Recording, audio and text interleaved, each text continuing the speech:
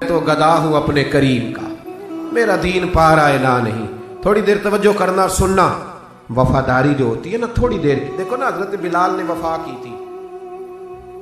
یہاں کیا حال کرتے ہیں ہم لوگ کارکنوں کا. میں اکثر یہ روتا ہوں. میں کہتا ہوں جب تک تو پیر صاحب کے آستانے پہ جھاڑو دیتا ہے تب تک تو وہ بڑا وفادار مرید ہوتا ہے. اگر اس پہ قرضے چڑھ جائیں تو پیر صاحب کہتے ہیں اس کا ذاتی معاملہ ہے. جب تک وہ اپنے ہاتھوں سے سیاستدان کے اشتہار لگا رہا ہوتا ہے تب تک وہ کارکن ہوتا ہے، کارکن. اور جب وہ کہیں الجھ جائے تو کہتے ہیں میں اس کے ذاتی معاملے میں نہیں. یہ ذاتی معاملہ کیا ہوتا ہے؟ جب تیرے اشتہار لگا رہا تھا سیاستدان کے تب ذاتی معاملہ نہیں تھا. جب کسی کو ضرورت پڑ گئی تو اب معاملہ ذاتی ہو گیا. پیار کرنا پڑے، کچھ دینا پڑے تو پھر بھاگ گئے، بپھر گئے. اور لوگوں کے پاس جب دولت آتی ہے تو رنگ ہی بدل جاتے ہیں. جب اقتدار ملتا ہے تو انداز ہی بدل جاتے ہیں. جب اتوار کچھ اور ہوتے ہیں تو لوگوں کے طریقے بدل جاتے ہیں. اس لیے کہ رشتہ ضرورت کا بنا لیا ہم نے. سیدنا بلال نے بڑی مار کھائی تھی. کوئی بتائے حضرت بلال کو گورنری کا لالچ تھا؟ حضرت بلال حبشی کو کیا لالچ؟ بڑی مار کھائی. اور یارو بڑی ساری کھائی. ایک تو وہ مار ہے نا جو عبداللہ بن جدان مارتا تھا، امیہ بن خلف مارتا تھا، ایک تو وہ ہے. اور حضرت بلال جب دروازہ رسول پہ آئے تو بخاری مسلم میں موجود ہے، حضرت بلال نبی پاک کے مہمان آتے تھے تو خود قرضہ اٹھا کے لاتے تھے. اور ایک وقت ایسا بھی آیا کہ قرضے اتنے زیادہ آ گئے تھے کہ یہودی نے کہا کہ بلال تو نے بڑے سارے پیسے قرض لیے ہوئے ہیں، تو اگر اب تو نے پیسے نہ دیے تو میں تمہیں پھر سے باندھ دوں گا. حالانکہ وہ سارے نبی کریم کے مہمانوں کے لیے قرضے لیے تھے. حضور کے ذاتی کام کیے ساری زندگی ذاتی. یارو یہ جو لوگ ہوتے ہیں یہ بڑے شاندار ہوتے ہیں، ان کو کوئی لالچ نہیں ہوتا. جن لوگوں نے اس محفل کے اشتہار لگائے ہیں ان کی تو اشتہار پہ فوٹو نہیں لگی ہوئی.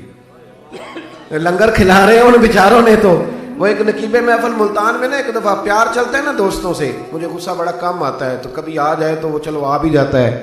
اب یہ بھی مسئلہ ہے. وہ بار بار کہہ رہے تھے لوگوں سے تسی ہاتھ نہیں چک دے، تسی بڑے بے ذوق ہو، تسی میں یاد رہو گے. میں کیا چپ کر جا، تو کوئی نظر نیاز لینی، یہ سارے مفت آئے نہیں، یہ زیادہ قیمتی ہیں، یہ فری آئے ہیں. بڑی مہربانی، اللہ آپ کو جزا. سنیں میرے بھائی، یہ دیکھیں نا جن لوگوں نے جو درخواست لے کے گیا تھا تھانے جلسے کی اجازت کی، اس کا تو نام ہی نہیں چھپا. لیکن یہ لوگ بڑے قیمتی ہوتے ہیں. ہم کرتے یہ ہیں کہ ان کو نا ہم ضائع کر دیتے ہیں. چاہیے اب ہماری مسجد میں جب محفل میلاد ہوتی ہے تو جس نے 1.5 لاکھ دیا نا وہ اسٹیج پہ بیٹھا ہے، اور جس نے سارا سال مسجد میں جھاڑو دیا اس کو میلاد والے دن کسی نے پوچھا ہی نہیں. حالانکہ اس بندے کی صدارت میں جلسہ ہونا چاہیے تھا جو روزانہ مسجد میں جھاڑو دیتا ہے. اس کی صدارت ہونی چاہیے تھی تاکہ پتہ چلے کہ رسول اللہ کے غلام میلاد کے موسم میں غریبوں کو عزت عطا کرتے ہیں.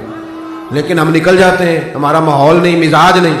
حضرت بلال نے نوکری کی، سارا دن نبی کریم کے کام کرتے، سارا دن.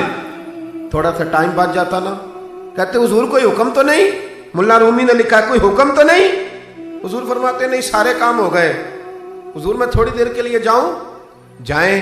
1 دن بھی، 2 دن بھی، 3 دن بھی. حضرت انس بن مالک کہتے ایک دن میں نے پوچھ لیا، میں نے کہا حضور یہ بلال چھٹی لے کے جاتے کہاں ہیں؟ شادی تو کی کوئی نہیں تھی ابھی، گھر تو تھا نہیں، تو یہ جو آ کے کہتے ہیں کوئی کام تو نہیں میں جاؤں؟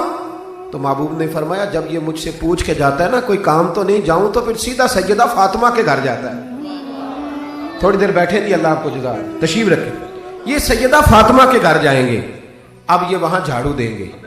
اب بیٹھے دی، اللہ آپ کو برکت دے، جزائے خیر. تشریف رکھے، اللہ تعالیٰ آپ کو برکات دے. پیچھوں کے لیے مسئلہ بنتا ہے، تشریف رکھے. اب یہ نا سیدہ فاطمہ کی چکی پیسیں گے. یعنی کوئی ٹائم بچ جاتا تو وہاں کتنی نوکری کی حضرت بلال نے، کتنی ڈیوٹی کی کہ نہیں کی. لیکن کسی عہدے کے لالچ کے لیے، کسی منصب کے لیے، کسی فوٹو کے لیے، کسی صدارت کے لیے. لیکن میرے محبوب نے بھی جب اعزاز دیا نا تو پھر کمال ہی دیا. پڑھیے ترمذی شریف. حضور آئے نا معراج سے واپس، میں جلسے سے دیر سے جاتا ہوں نا تو میری ایک بیٹی ہے، وہ جب میں نکلنے لگتا ہوں کہتی ہے آج دیر سے آئے تو دروازہ نہیں کھولنا. روز ہی دیر سے آتے ہیں، تو جب رات کو جاتا ہوں تو سب سے پہلے وہی کھولتی ہے. آ گئے آپ. اب بندہ جب سفر سے واپس جاتا ہے تو پہلے بچوں کی بات کرتا ہے، بیٹوں کی. محبوب معراج کے سفر سے واپس آئے، لیکن سب سے پہلے جو بات کی وہ حضرت بلال حبشی کی. سب سے پہلی بات سیدنا بلال کی. مجمع میں بٹھا کے، مجمع میں حضرت بلال کو مجمع میں بٹھا کے فرمایا کیا عمل کرتا ہے بھئی تو بلال؟ عرض کی حضور کیا ہوا؟ فرمایا بتا کیا کرتے ہو، کون سا عمل ہے جو زیادہ کرتے ہو؟ کہا حضور حکم کریں۔ تو محبوب فرمانے لگے جب میں جنت میں گیا ہوں نا معراج کی رات، تو میں نے وہاں تیرے قدموں کی آواز سنی ہے۔ جنت میں تیری اب کس نے ذروں کو اٹھایا اور صحرا کر دیا، اور کس نے قطروں کو ملایا اور دریا کر دیا، یہ کس کی حکمت نے یتیموں کو کیا در یتیم اور غلاموں کو دنیا بھر کا مولا کر دیا۔ ایک بڑی عجیب بات لکھی ہے ابن اسحاق نے، کہتے ہیں کہ جب فتح مکہ ہوئی نا،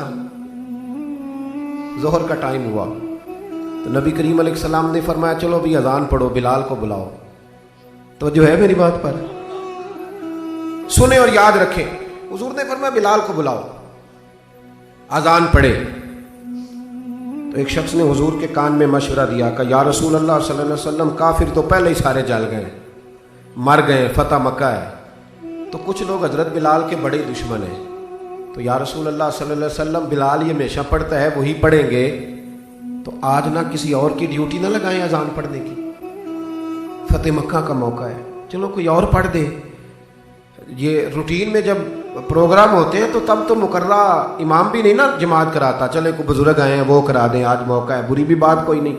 جس نے مشورہ دیا خلوص کے ساتھ دیا، حضور کوئی اور نہ آج پڑھ دے۔ لیکن میرے محبوب نے جو جواب دیا وہ بڑا قیمتی تھا۔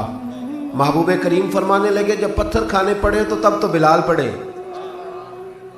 اور جب بدر اور احد میں تلواریں چمکے تو تب تو بلال پڑھے، اور فرمایا جب بھوک کاٹنی پڑے تب تو اذان بلال پڑھے، اور آج اللہ شان عطا کرے تو کوئی اور پڑھے۔ فرمایا سارے نیچے کھڑے رہیں گے، ابو بکر و عمر و عثمان و علی، طلحہ و زبیر، سارے ہمیشہ کی طرح سنیں گے، اور آج بیت اللہ کی چھت پہ چڑھ کے جو اذان پڑھیں گے وہ بلال حبشی ہوں گے۔ میں لوگوں کو بتاؤں گا کہ وفا کے رشتے وفا کے رشتے ہی ہوتے، وفا کے رشتے وہ پانی پرن سہیلیاں رنگا رنگ کڑے، او پائیا اسی تے پڑھیا اس دا جانیے جس دا توڑ چڑھے۔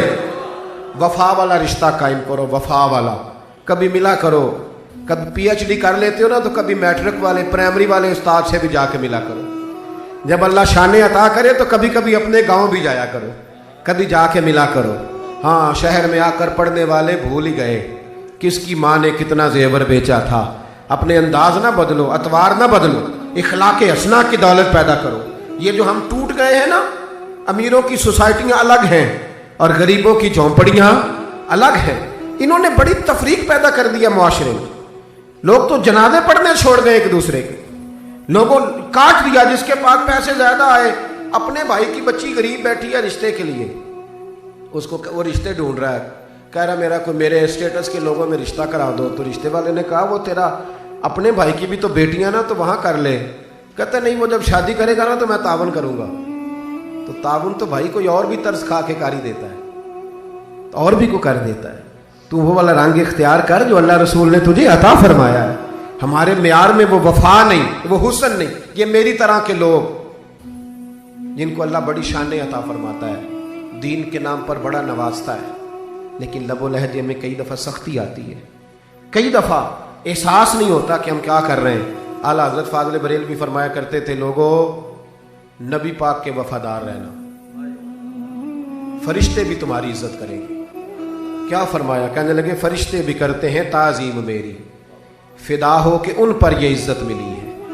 اکرام کرنا، کبھی بھی اپنے نفس کو نصیحت کرنا، کبھی